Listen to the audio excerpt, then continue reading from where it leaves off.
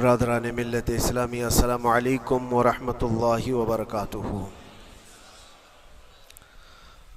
الحمد للہ وکفا وسلام علی حبیبہ المصطفیٰ، اما بعد فاعوذ باللہ من الشیطان الرجیم، بسم اللہ الرحمن الرحیم۔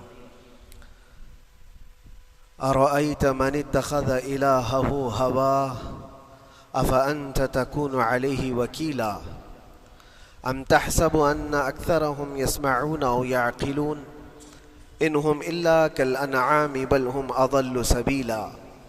صدق اللہ مولانا العظیم۔ بارگاہ رسالت معاب صلی اللہ علیہ وسلم میں درود پاک کا ہدیہ پیش کریں۔ اللہم صلی علی سیدنا و مولانا محمد معدن الجود والکرم وآلہ واصحابہ الکرام وابنہ الکریم وبارک وسلم صلاة دائمة سرمدا ابدا۔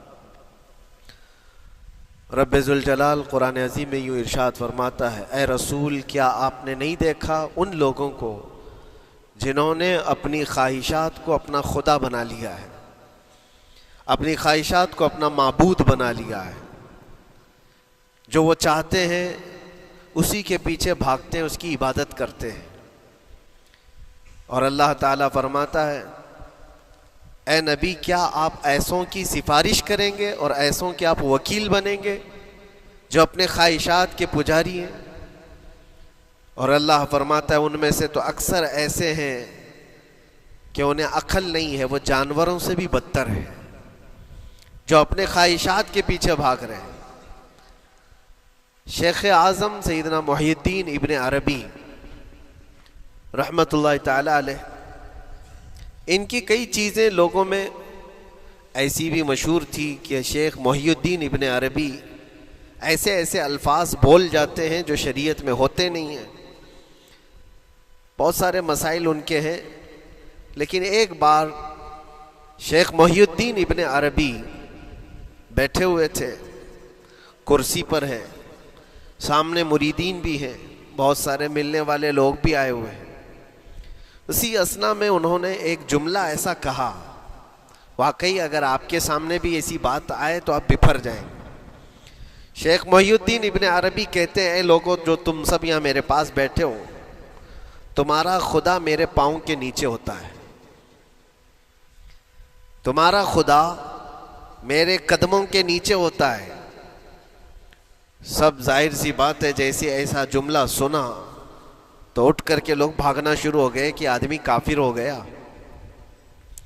شیخ اعظم ہیں یہ حضرت محی الدین ابن عربی، جن کی بہت ساری کتابیں ہیں، تصوف میں آپ کا ایک بہت بڑا باب ہے۔ لوگ اٹھ کر کے ادھر سے ادھر چلنے لگ گئے کہ ایسے ایسے جملے بول رہے ہیں، یہ محی الدین ابن عربی کو ہو کیا گیا؟ خدا پیروں کے نیچے ہوگا؟ کفریہ جملہ ہے۔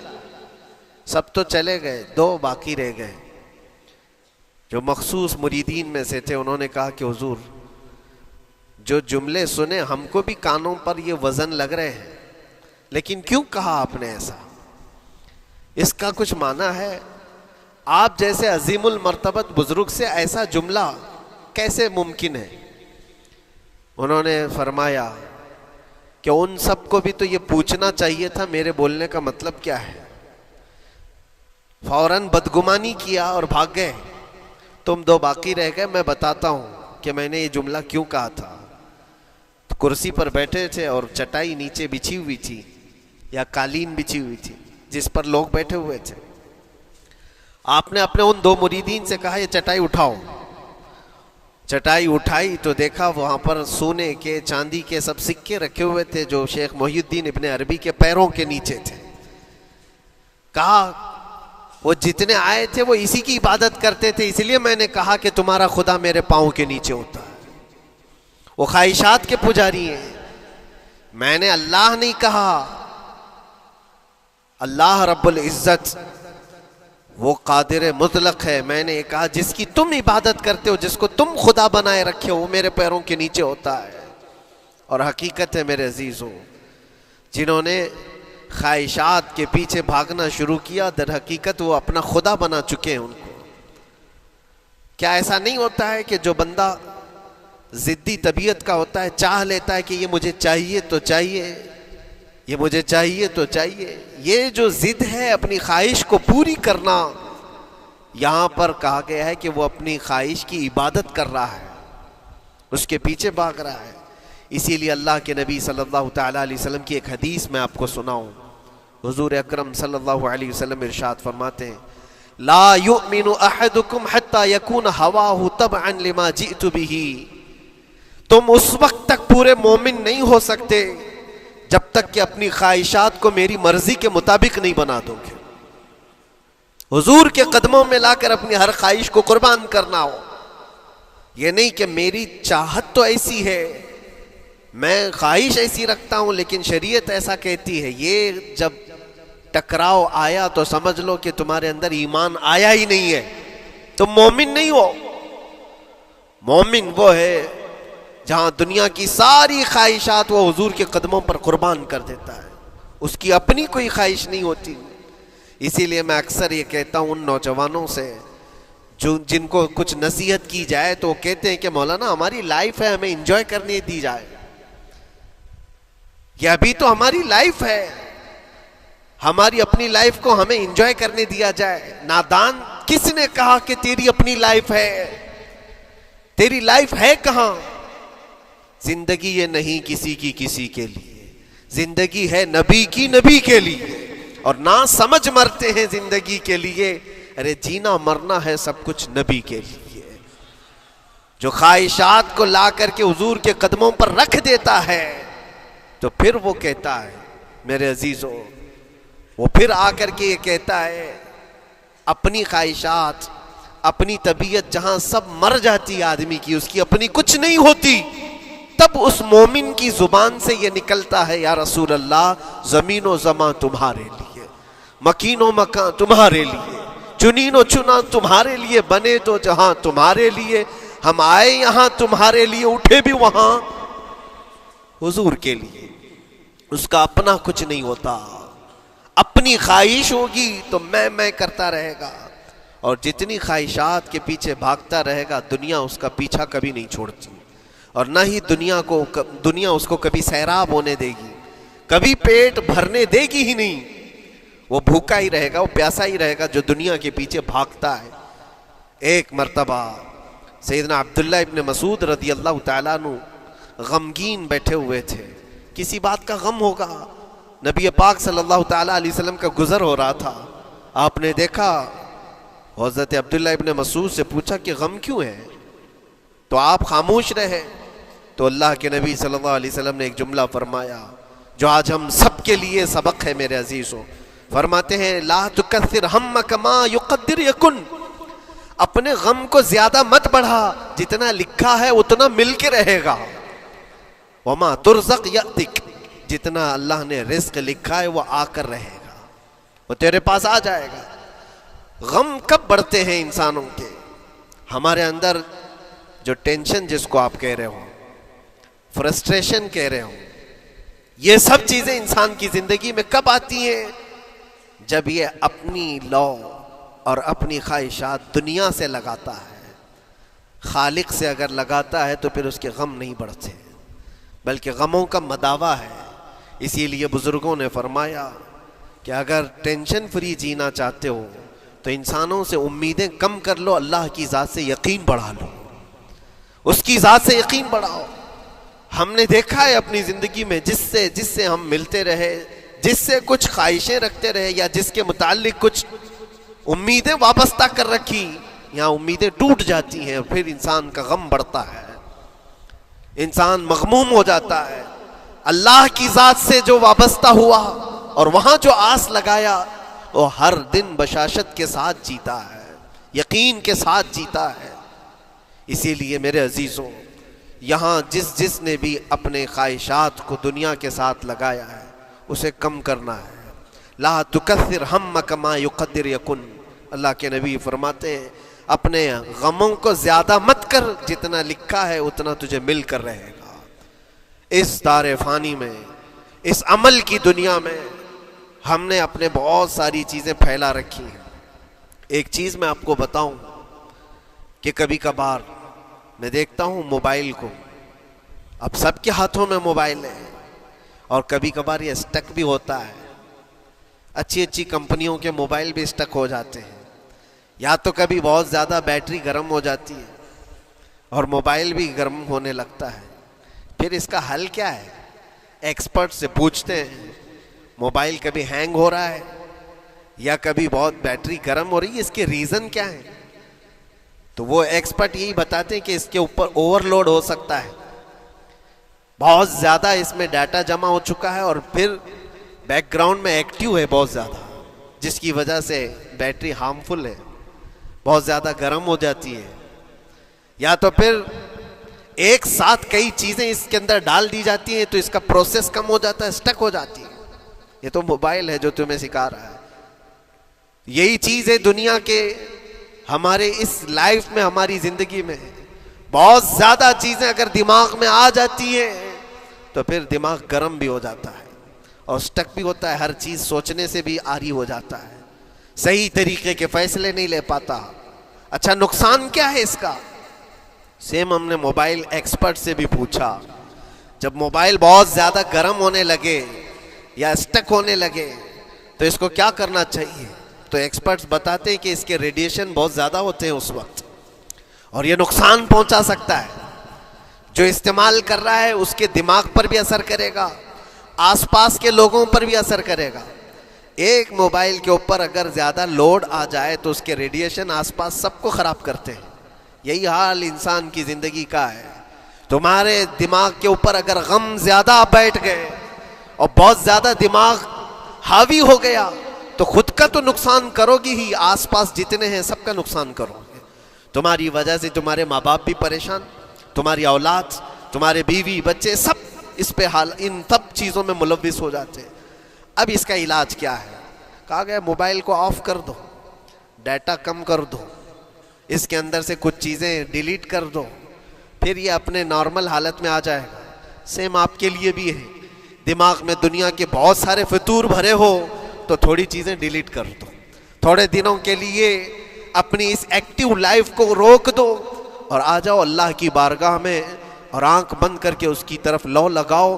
اس لیے کہ ہماری بیٹری جو چارج ہوگی وہ خالق کائنات سے ہی ہوگی, بنانے والا ہی بہتر جانتا ہے اس کی زندگی کس چیز سے چلتی ہے. اور اسی لیے کہا ہے, امام غزالی رحمۃ اللہ تعالی علیہ فرماتے ہیں جو بندہ اللہ کے ذکر سے کئی دن تک غافل ہوتا ہے تو مردہ لاش ہے جو چل رہا ہے, بازاروں میں جو چل پھر رہا ہے, ذکر الہی نہیں کرتا تو اس کی روح ختم ہونے کے قریب آئی ہے, یہ زندہ لاش ہے. یہاں زمانے ہو گئے, مہینوں بیت گئے, برسوں ہو جاتے ہیں, کتنے دن ایسے ہیں آپ نے اللہ کے ذکر کے لیے الگ سے وقت نکالا ہو؟ کہاں ہے وقت؟ نماز بھی ایسے پڑھ کر کے بھاگ جاتے ہیں جیسے لگتا ہے کہ کوئی چیز ہمارے اوپر سوار تھی, جلدی سے ہٹا دی اور بھاگ گیا. نہیں میرے عزیزوں, ہماری روح جب بیمار ہوتی ہے, ہماری روح کو جب بھوک لگتی ہے تو اللہ کے ذکر سے اس کا علاج بھی ہوتا ہے اور اس کو رزق بھی ملتا ہے. لیکن ہم رزق دیتے ہی نہیں. کبھی آپ نے دیکھا ہماری باڈی کو, صبح ناشتہ نہ کرو, دوپہر میں کھانا نہ کھاؤ تو شام تک ہمارا جسم ہچکولے لینے لگتا ہے, چکر آنے لگ جاتے ہیں. کیوں؟ جسم 2 وقت کے کھانے کو چھوڑنا برداشت نہیں کر پاتا, کمزوری آ جاتی ہے. جسم کو بھوک لگتی ہے, ہمیں کھانا دینا اسے ضروری ہے. اسی طرح اللہ نے ہماری جو روح بنایا ہے, روح کو بھی رزق کی ضرورت ہے. اور روح کا رزق کیا ہے؟ روح کا کھانا پینا کیا ہے؟ کاجو بادام میوے پستے کھا کر کے روح کو طاقتور نہیں بنا سکتے. فرمایا گیا روح کی غذا اللہ کا ذکر ہے. جب بندہ اللہ کا ذکر کرتا ہے تو اس کی روح کو طاقت ملتی ہے اور روح کمزور نہیں رہتی, طاقتور بن جاتی ہے. عزیزان گرامی وقار, پھر میں خلاصتاً یہ بات کہوں گا کہ ہم نے دنیا میں اتنی ساری چیزیں پھیلا لی ہیں, اتنے سارے, جس کی وجہ سے غموں کا بوجھ ہمارے دماغ پر طاری ہے. اور ایک وقت وہ آئے گا جب ساری چیزیں چھوڑ کر کے فوراً بھاگنا پڑے گا, نکلنا پڑے گا. کچھ لوگوں کے متعلق کہا گیا ہے کہ روح نکلنے کے وقت اس کو بہت تکلیف ہوتی ہے, سب کے لیے نہیں. کچھ ایسے لوگ ہیں جن کی روح نکلنے کے وقت درد زیادہ ہوتا ہے, تکلیف زیادہ ہوتی ہے مرنے کے وقت. پوچھا گیا کیوں؟ کہا کہ یہ روح جو ہے اس کی ساری بنائی ہوئی چیزوں میں اٹکی ہوئی ہے, اس کی اولاد میں بھی ہے, اس کے مال میں بھی لگی ہوئی ہے, اس کے گھر میں بھی لگی ہوئی ہے، اس کے جائیداد میں بھی لگی ہوئی ہے۔ روح جب نکل رہی ہوتی ہے ان سب چیزوں سے بھی نکل رہی ہے، جہاں جہاں اس کی خواہشات لگی ہوئی تھی سب جگہ سے کھینچا جا رہا ہے، تو درد بڑھتا چلا جاتا ہے، تکلیف بڑھتی چلی جاتی ہے، اور پھر وہ جب دیکھ رہا ہوتا ہے خالی ہاتھ جا رہا ہو، تکلیف زیادہ ہوتی ہے۔ اسی لیے میرے عزیز و اللہ کے نبی صلی اللہ تعالیٰ علیہ وسلم کا جب آخری وقت آیا، آپ کے وصال کا وقت آیا، حضور نے اپنی بیویوں کو بلایا، ازواج مطہرات کو بلایا اور پوچھا کہ کس کے پاس کتنا سونا ہے، کتنا زیور ہے۔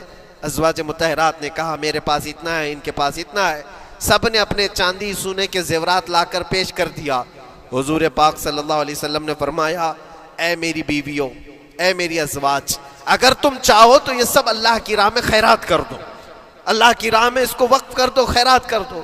بیویوں نے پوچھا یا رسول اللہ صلی اللہ علیہ وسلم، کیا آج سے سونا چاندی پہننا حرام ہو گیا ہے؟ کیا ہمارے لیے ناجائز ہو گیا ہے؟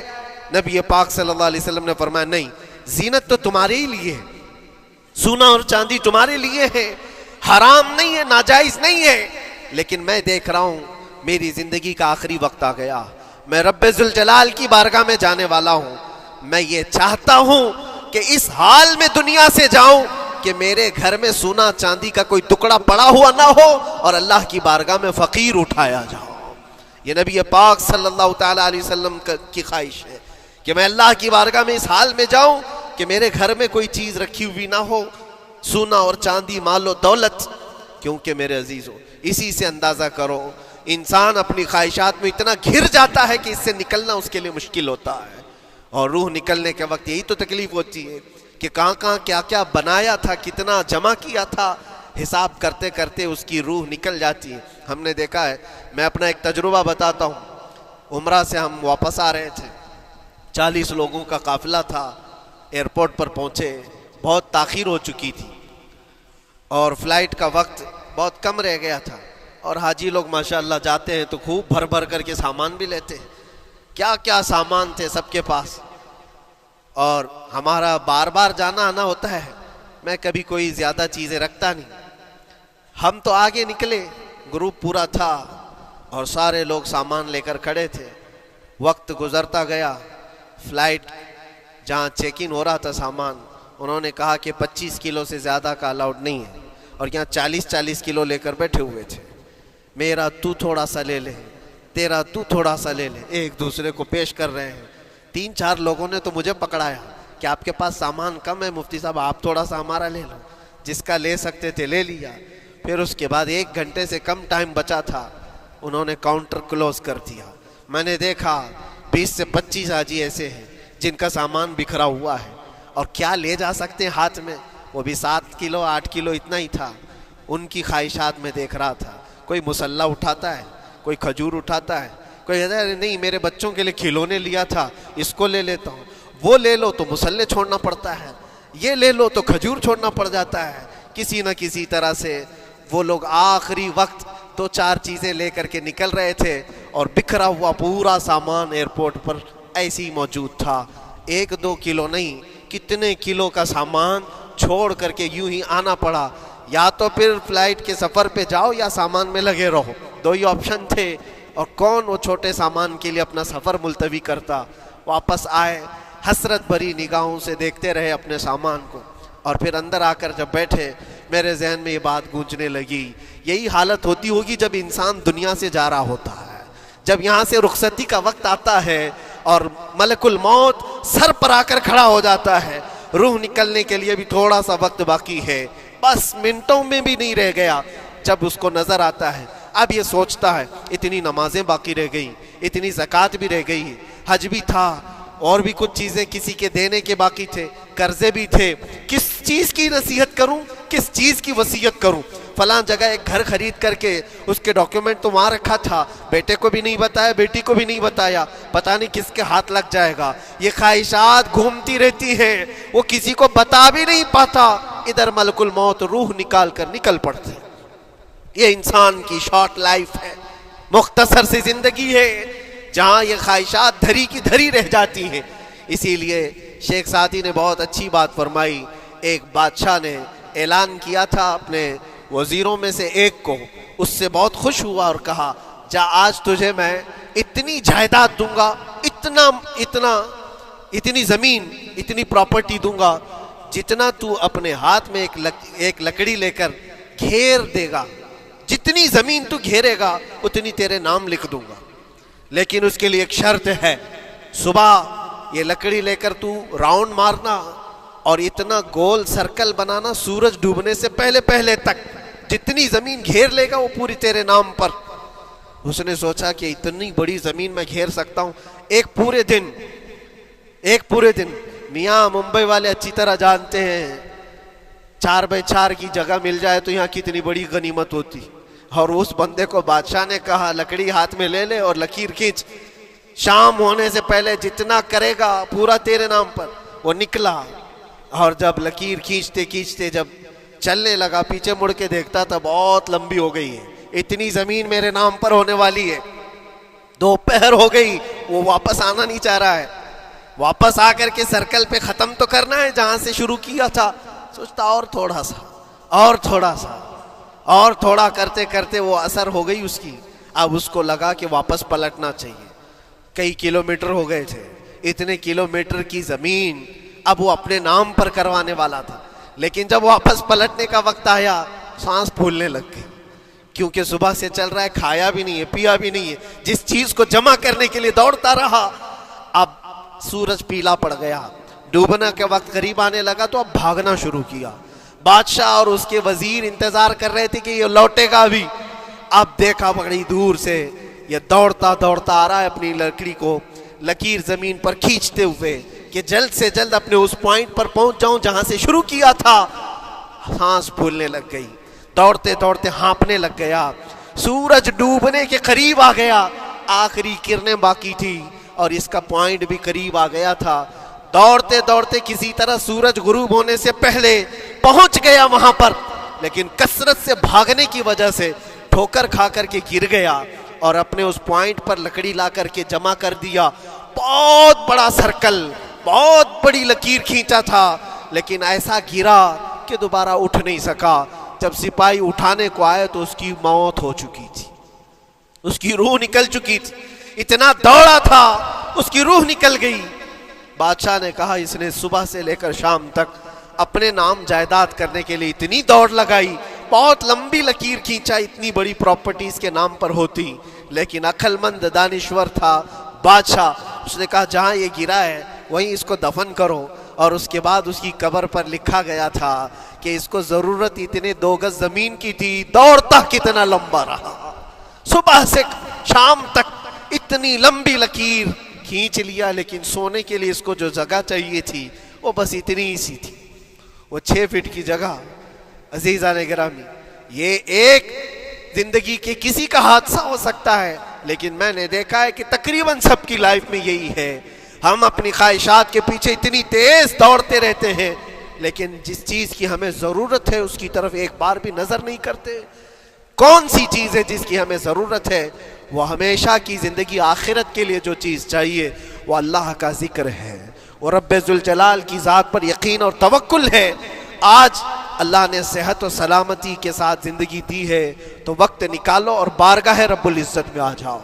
میرے عزیزوں، آخری بات عرض کرتا ہوں، خواہشات جہاں ختم ہونی چاہیے وہ کیسی ہے؟ وہ کیسے ہے؟ اللہ کے نبی صلی اللہ تعالیٰ علیہ وسلم مجلس میں بیٹھے، ایک صحابی کا مسئلہ تھا، ایک صحابی کا مسئلہ ایسا تھا کہ وہ صبح جلدی دوڑ کر کے چلے جاتے تھے، صحابہ نے ان کی شکایت کی کہ یہ فجر میں اتنی جلدی چلے جاتے ہیں کہ کسی سے ملتے ہی نہیں۔ حضور نے پوچھا کہ وجہ کیا ہے؟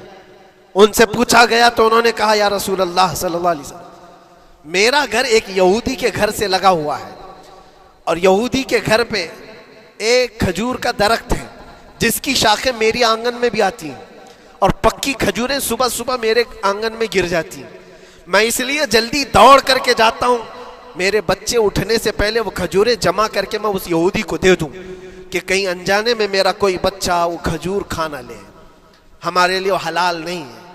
یہ صحابی رسول کا عمل تھا۔ اللہ کے نبی صلی اللہ علیہ وسلم نے فرمایا اپنے بچوں کو حلال کھلانے کے لیے اتنی فکر۔ عزیزان گرامی وقار، آپ سنیے، یہ تو حالات ایسے ہو گئے، یہاں بڑے بڑے درخت ہی نگل گئے، کھجور تو چھوڑے، ڈکار بھی نہیں، حرام چیزوں کے اوپر تو کئی لوگوں کی زندگی آباد۔ خیر، حضور پاک صلی اللہ علیہ وسلم نے ان کا مسئلہ دیکھ کر کے، ان کی تکلیف کو دیکھ کر کے اپنے صحابہ میں اعلان کیا، کوئی ہے جو اس یہودی کا درخت خرید کر کے میرے اس صحابی کو دے دے، میں اسے جنت میں پورا باغیچہ عطا کروں، جنت میں پورا باغ اسے عطا کروں۔ صحابہ، ظاہر سی بات ہے، ایک بار حضور نے فرمایا تو پھر اس کو حاصل کرنے کے لیے ایسی دوڑ لگتی تھی، سب گئے، میں حاصل کر لوں، میں حاصل کر لوں۔ اب اس یہودی کو منانا تھا کہ تو ایک درخت جو ہے اپنے پڑوسی کو بیچ دے، آنگن میں اس کے ہے، بیچ دے۔ اب اس کو لگا کہ ان لوگوں کی ضرورت ہے، مجبوری ہے، تو وہ بھی اکڑ کر بیٹھا کہ مجھے بیچنا نہیں، مجھے دینا نہیں۔ اب سنیے میرے عزیزوں، مدینے میں ایک صحابی ہیں ابو دحداح، اللہ اکبر، کبھی میں پڑھتا ہوں تو حیرت ہوتی ہے۔ ابو دحداح مدینے کے اس صحابی کا نام ہے جن کا باغیچہ پورے مدینے میں سب سے مشہور ہے، ان کی کھجوریں سب سے مہنگی کھجوریں، اوالی مدینہ آج بھی مشہور ہے، جہاں کی اجوا کھجوریں بہت پسند کی جاتی ہیں۔ ابو دحداح کا باغیچہ بنا ہوا تھا، بڑا خوبصورت تھا، لوگ مثال دیتے تھے، تعریفیں کیا کرتے تھے، ابو دحداح کا باغیچہ مدینے میں سب سے قیمتی باغیچہ ہے۔ ابو دحداح حضور کی بارگاہ میں آتے ہیں، کہتے ہیں یا رسول اللہ صلی اللہ علیہ وسلم، اگر میں اس ایک درخت کو خرید کر کے وقف کر دوں تو کیا میرے آقا مجھے بھی ملے گا جنت میں؟ اللہ کے نبی نے فرمایا جو میں نے وعدہ کیا ہے وہ تجھے بھی عطا کیا جائے گا۔ ابو دحداح کہتے ہیں اس یہودی کے پاس سیدھے آتے ہیں، کہا کہ تو ایک درخت بیچ دے گا، بدلے میں تجھے بہت اچھی قیمت دیتا ہوں۔ اس نے کہا کیا دو گے؟ کہا مدینے میں ابو دحداح کا باغیچہ تمہیں پتا ہے؟ اس نے کہا ہاں جانتا ہوں، نام بہت سنا ہوا ہے۔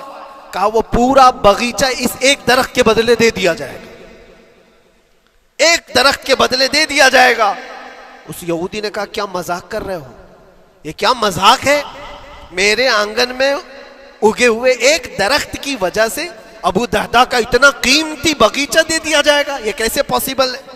اس صحابی نے کہا اللہ کے نبی کی بات ہے، ہم مذاق نہیں کرتے، ہمارے لیے وہ ایک باغیچہ کیا ایسے 70 باغیچے ہوں، نبی پاک کی بات پر ہم سب عطا کر دیں، سب ہم وقف کر دیں۔ اس یہودی نے کہا کہ ان کی تو مت ماری گئی ہے مسلمانوں کی، یہ دیکھو اپنے نبی کی بات پر اتنا قیمتی باغیچہ مجھے دینے کو تیار ہے۔ اور پھر اس نے سوچا سودا بھی تو اچھا ہی ہے، باغیچہ تو ملے گا ہی، لیکن جو میں درخت بیچ رہا ہوں یہ جائے گا کہاں؟ یہ بھی تو میرے آنگن میں ہی رہنے والا ہے۔ درخت اگر کوئی خرید لیا تو ایسا تو نہیں ہے کہ یہ درخت وہاں جائے گا، یہ تو میرے آنگن میں ہی ہے، سودا کر لیا۔ کہا بات اگر سچی ہے تو میں یہ درخت اپنے پڑوسی کو جو تمہارا دوست ہے مسلمان اس کو دے رہا ہوں، بدلے میں مجھے ایک باغیچہ دے دو۔ ابو دحداح نے اسی وقت لکھ کر کے دے دی، یہ باغیچہ تیرے نام کا ہے۔ سوچو میرے عزیزوں، جس کو سینچا ہو محنتوں سے، جس باغیچے کو سجایا ہو، وہ راستے میں کھڑے ہو کر کے اس کا سودا کر رہے ہیں، کس بات پر؟ حضور پاک کی بات تھی، رسول اللہ کا فرمان تھا۔ آئے، ان کی بیوی ان کے بچے، باغیچے میں ہی گھر بنا ہوا تھا، نہایت ٹھنڈا گھر ہوا کرتا تھا، وہ لوگ سکون کے لیے وہاں بیٹھتے تھے۔ ابو دحداح اپنے باغیچے کے دروازے پر آئے، پھاٹک پر، اندر نہیں آتے، باہر کھڑے ہو کر کے اپنی بیوی کو پکارتے، ام دحداح پوچھتی ہے، وہ آواز آتی ہے کیا ہوا اندر کیوں نہیں آتے؟ باہر کھڑے ہو کر ابو دحداح کہتے ہیں بیگم باہر آ جا، یہ باغیچہ بک چکا ہے، اب ہمارا نہیں ہے، سامان لے، بچے لے اور باہر آ جا۔ بیوی نے کہا یہ کیسے اچانک؟ نہ کچھ کہا نہ کچھ بتایا، لیکن وہ عورتیں دنیا دار عورتیں نہیں تھیں، وہیں سے اندر سے کہتی ہے ابو دحداح میرا تم پر یقین ہے، اگر سودا کیا ہوگا تو بہت بھاری سودا کیا ہوگا، ورنہ ابو دحداح کا باغیچہ مدینے میں بیچے جانے کے قابل نہیں ہے، کون ہے جو اس کی قیمت لگائے گا؟ میرا گمان یہ ہے کہ میرا شوہر اگر سودا کیا ہوگا تو بہت اونچا سودا کیا ہوگا۔ ابو دحداح نے کہا میری رفیق حیات باہر تو آ جا، میں تجھے بتاؤں کون سا سودا کیا ہے، باہر آ جا۔ بچوں کو لیتی، اپنا سامان سمیٹتی ہے، اور اسی وقت باغیچہ چھوڑ کر کے باہر نکل آئی۔ ابو دہدا سے پوچھتی ہے یہ اچانک سودا کرنے کی کیا ضرورت پیش آئی؟ یہ اس طرح سے اچانک تم نے سودا کر لیا اور مجھے باہر بلایا، کیا سودا کیا، کتنے پہ بیچا؟ ابو دہدا نے کہا میرے ہاتھ میں پیسہ تو 1 روپیہ نہیں، 1 درہم نہیں ہے۔ کہا پھر کتنے میں بیچا؟ کہا اندازہ بھی نہیں کر سکتی۔ اللہ کے نبی نے فرمایا میرے اس صحابی کے لیے جو 1 درخت خرید کر کے دے دے اسے میں جنت کا باغیچہ عطا کروں گا۔ میں نے اپنے دوست مسلم بھائی کے لیے اس کا درخت خرید کر کے وقف کیا ہے اور بدلے میں اس یہودی کو یہ باغیچہ دے دیا ہے۔ بیوی وہ نہیں تھی جو یہ کہتی کہ مت ماری گئی ہے تیری، گھر بیچ کے آ گیا، فلاں کر کے آ گیا۔ وہ دنیا دار عورت نہیں تھی، ہاتھ اٹھاتی ہے اور سر پر رکھتی ہے اور کہتی ہے ابو دہدا مجھے تمہارے بارے میں یہی یقین تھا، قسم رب ذوالجلال کی اگر وہ یہودی اس باغیچے پر نہیں مانتا تو ہمارے پاس اور جو کچھ تھا سب دے کر کے ہم نبی پاک کی بات پر عمل کر لیتے۔ حضور کی بات تھی، وہ یقین تھا، دنیا دے دیا، خواہشات قربان کر دیا قدم مصطفیٰ پر۔ اسی لیے اقبال نے کہا ہے کہ جو کچھ بھی ہمارے پاس ہے وہ نام مصطفیٰ سے ہے، آبرو ماز نام مصطفیٰ، ہم سب کی عزت و آبرو مصطفیٰ کے نام سے ہے۔ وہاں اپنی خواہشات قربان کر دو، ختم کر دو، اپنے اندر کی جتنی چیزیں ہیں حضور نے فرمایا تو اس کے بعد اپنی طبیعت نہیں، اپنی خواہش نہیں۔ تم اپنے گھر پر سوچتے بیٹھے رہو گے کہ میرا گھر کیسے، میری بیوی کیا بول رہی ہے، میرا باپ کیا بول رہا ہے، میری ماں کیا بول رہی ہے؟ نہیں، وہ صحابہ کی زندگی یہ تھی، دنیا کیا بول رہی ہے اس سے ہمیں مطلب نہیں، میرے مصطفیٰ کیا فرما رہے ہیں۔ اپنی خواہشات وہاں پر۔ حضرت انس بن نزیر ایک صحابی ہیں، وہ حضور صلی اللہ تعالیٰ علیہ وسلم کے بڑے رازدار صحابی تھے، حضور ان کے گھر پر موجود ہیں۔ مکہ سے ایک لیٹر آیا، جنگوں کی وہ لوگ تیاری کر رہے تھے، اور انس بن نزیر کون ہے؟ یہ ان کی بیوی جو تھی انس بن نزیر کی، اپنی بیوی سے بہت محبت کرتے تھے، بلکہ عشق کرتے تھے، عشق کرتے تھے اپنی بیوی سے، اور عشق میں ان کی شادی بھی ہے، اپنی بیوی کو بہت چاہتے تھے۔ اب سنو، مصطفیٰ کریم صلی اللہ علیہ وسلم انس بن نزیر کے گھر پر ہے، مکہ سے ایک قاصد آیا اور رازدارانہ طور پر ایک خط دیا، کہا مکہ والے جنگوں کی تیاری کر رہے۔ حضور نے خط کو پڑھوایا اور انس بن نزیر سے کہا انس یہ بات تیرے اور میرے بیچ میں راز ہے، کسی سے نہیں کہنا، جب تک میں نہ کہوں اس خط کا ذکر کسی سے نہ کرنا۔ انس بن نزیر نے کہا اے اللہ کے نبی آپ کا حکم، اس کے بعد میری زبان نہیں کھلے گی۔ خط کو بند کر دیا، رکھ لیا۔ حضور جب تشریف لے گئے گھر سے، ان کی بیوی، ان کی محبوبہ، ان کی رفیق حیات جس کو بہت زیادہ چاہتے تھے آئی، کہا انس رسول اللہ گھر پر آئے تھے، کچھ راز کی بات چل رہی تھی، کیا بات چل رہی تھی؟ انس بن نزیر نے کہا دیکھ میری بیگم، محبت اپنی جگہ پر، وہ میرے مصطفیٰ کا راز، وہ میں نہیں شیئر کر سکتا، وہ نہیں بتا سکتا۔ بیوی ہنس کر کہتی تم نہیں بتاؤ تو کوئی بات نہیں، میں نے تو دیوار کے پیچھے سے سن لیا ہے، مکہ والے جنگوں کی تیاری کر رہے ہیں، خط آ گیا ہے۔ انس بن نزیر نے اپنی بیوی سے اتنی بات سنی، سیدھے جا کر کے گلا پکڑ لیا، گردن کو دبوچ دیا اور کہا اس وقت تک میں تیری گردن نہیں چھوڑوں گا جب تک میرے مصطفیٰ کا فرمان نہ آ جائے۔ گردن پکڑ لیا اس عورت کی جس کو سب سے زیادہ یہ چاہتے تھے، لے آئے حضور کے پاس، کہا یا رسول اللہ معاف کر دیں، آپ کا راز تھا، میں نے تو نہیں بتایا، مگر میری بیوی نے دیوار کے پیچھے سے سن لیا اور اس لیے میں اس کی گردن پکڑ کر کے لایا ہوں کہ کہیں میں مجرم نہ بن جاؤں، نبی پاک کا راز افشا کرنے والا میں مجرم نہ بن جاؤں۔ آقا اگر آپ حکم فرمائیں تو میں اس کو ختم کر دوں یا اس کو طلاق دے کر کے آزاد کر دوں، آپ کے فرمان پر میں کامل عمل کر سکوں۔ اللہ کے نبی نے فرمایا انس چھوڑ دے گردن، جس طرح تو ہمارے راز کی حفاظت کرتا ہے، یہ میری صحابیہ ہے، یہ بھی میرے راز کی حفاظت کرے گی۔ اس کے بعد ہاتھ چھوڑ دیا اور اپنی بیوی سے کہا کہ دیکھ میری محبت، میرا عشق اپنی جگہ پر، بات جب مصطفیٰ کی آئے گی پوری کائنات کو میں چھوڑ دوں گا، میرے مصطفیٰ کی بات کو عمل کروں گا۔ اور اس بیوی نے بھی یہی کہا انس اگر تو مجھے راز بتا دیتا حضور کا، عشق میں ڈوب کر کے، محبت میں ڈوب کر کے تو جو گلا تو نے میرا پکڑا کل میں تیرا گلا پکڑ کر حضور کے پاس لاتی کہ حضور یہ آپ کی غلامی کے قابل نہیں ہے. یہ ان کا کمال درجے کا ایمان تھا, اپنی خواہشات کو قربان کر دیا. ایک مدینے کی خاتون ایسی ہے, سب سے زیادہ حسین و جمیل لڑکی ہے. حضور کے پاس ایک حبشی کالے رنگ کے صحابی ہیں, آئے کہا یا رسول اللہ مجھ سے کوئی شادی نہیں کرتا. حضور نے فرمایا کہ جا میں تیری شادی کے لیے ایک جگہ پر پیغام بھیجتا ہوں. اور بھیجا اس لڑکی کے گھر. انصاری صحابی کی ایک لڑکی اتنی خوبصورت ہے مدینے میں, ان کے گھر بھیجا. یہ تو حبشی قسم کے تھے. یہ ایک پیغام لے کر کے جب آئے, ماں باپ باہر بیٹھے ہوئے, لڑکی اندر ہے.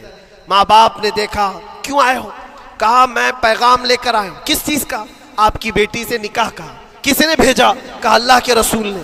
ماں اور باپ ہیں, شکل و صورت دیکھی اور ان کی حسینہ بیٹی.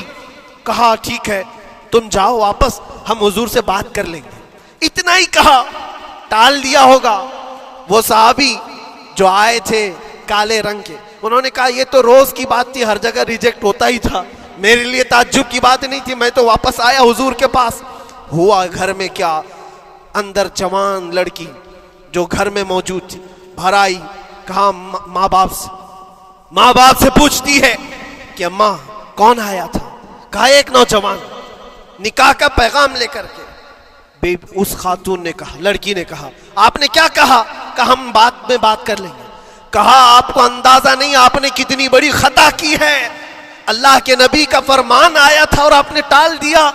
میں تیار ہوں اس کے ساتھ نکاح کرنے کے لیے, نبی پاک کا حکم ہے. ماں باپ نے کہا بیٹا تو نے دیکھا ہے, بیٹا تو نے دیکھا جو پیغام لے کر کے آیا تھا وہ تیری میچنگ کا ہے یا نہیں, تو نے دیکھا؟ اس نوجوان نے کہا, اس لڑکی نے کہا میں نے پیغام لے کر آنے والے کو تو نہیں دیکھا, آمینہ کے لال کو تو دیکھا ہے, جس نے پیغام بھیجا ہے اس کو دیکھا ہے. اس کے حکم کے بعد پھر کسی کو دیکھنا بنتا ہی نہیں ہے. وہ دونوں ماں باپ دوڑتے ہوئے حضور کے پاس آئے, اور وہ صحابی ابھی بتا ہی رہے تھے کہ میں ریجیکٹ ہو کر کے آیا ہوں. تبھی ماں باپ بھی دوڑ کر کے آئے. کہا یا رسول اللہ خطا ہو گئی, ہم نے تاخیر کی آپ کے حکم میں. اے اللہ کے نبی ہم راضی ہیں, اپنی بیٹی کا نکاح انہی کے ساتھ کریں گے جن کا پیغام آپ نے بھیجا ہے. کیا اپنی خواہشات کو حضور کے قدموں میں لا کر قربان نہیں کیا؟ لیکن نکاح ہوا بھی. وہ نوجوان عبداللہ اسود نکاح کا ہے, حضور نے نکاح کروا دیا مسجد نبی, اور حضرت عثمان سے کہا کہ ان کو کچھ پیسہ دے دو, مال دے دو, شادی کا سامان تو خرید لے, جہیز لے لے, اپنا گھر سجا لے. ان کو صحابہ نے پیسے دیے, غریب تھے, میں بازار میں جا کر اپنی شادی کا سامان خرید رہے تھے. شام کے وقت اعلان ہو گیا مشرکین مکہ نے مدینے پر حملہ کیا ہے, اللہ کے نبی جہاد میں نکل رہے ہیں. یہ عبداللہ اسود جن کا نکاح مسجد میں ہوا اور رات کو سہاگ رات آج تھی, آج اپنے گھر دلہن لانے والے تھے, جو گھر سجانے کے لیے سامان خریدنا تھا جا کر کے گھوڑا خرید رہے, تلوار خرید رہے, اور اس کے بعد جنگ میں استعمال ہونے والا سامان خرید رہے. سب پیسے خرچہ کر دیے جنگ کے استعمال کے, زیرہ خرید لی, وہ ٹوپی خرید لی لوہے کی, سب خرید کر کے سیدھے میدان جنگ میں آ گئے. صحابہ بھی پہچان نہیں رہے تھے, صحابہ بھی نہیں پہچان رہے تھے. وہ غریب صحابی کبھی گھوڑے پر نہیں بیٹھے, لیکن شادی کا پورا پیسہ یہ جنگ کے سامان میں لگا دیا.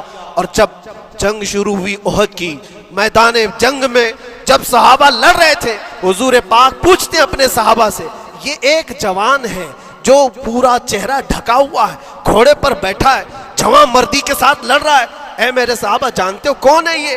صحابہ غور سے دیکھتے اور کہتے یا رسول اللہ یہ مدینے کا نہیں لگتا, ہمارے آپس کا نہیں ہے, کہیں باہر سے آیا ہے. حضور نے فرمایا جا کے غور سے دیکھو, اس کی کالی کالی کونیوں سے میں پہچان رہا ہوں, وہ میرا عبداللہ اسود ہے. آج میں نے اس کو شادی کے لیے پیسے دیے تھے, وہ سارے پیسوں سے یہ جنگ کا سامان خرید کر کے لایا ہے. شام ہونے سے پہلے خبر آئی عبداللہ اسود کو ظالموں نے شہید کر دیا تھا, قتل کر دیا تھا, اور وہ مٹی میں گرے ہوئے تھے. حضور خود چل کر کے آئے, عبداللہ اسود کے پاس آ کر کے بیٹھتے ہیں.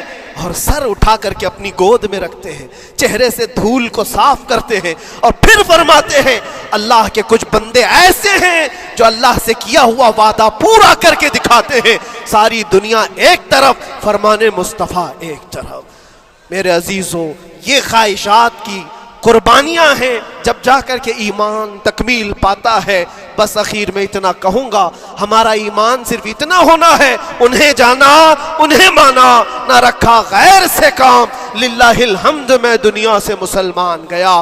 اٹھو، قوت عشق سے ہر پست کو بالا کر دو، دہر میں نام محمد سے اجالا کر دو۔ وآخر دعوانا الحمدللہ رب العالمین۔ السلام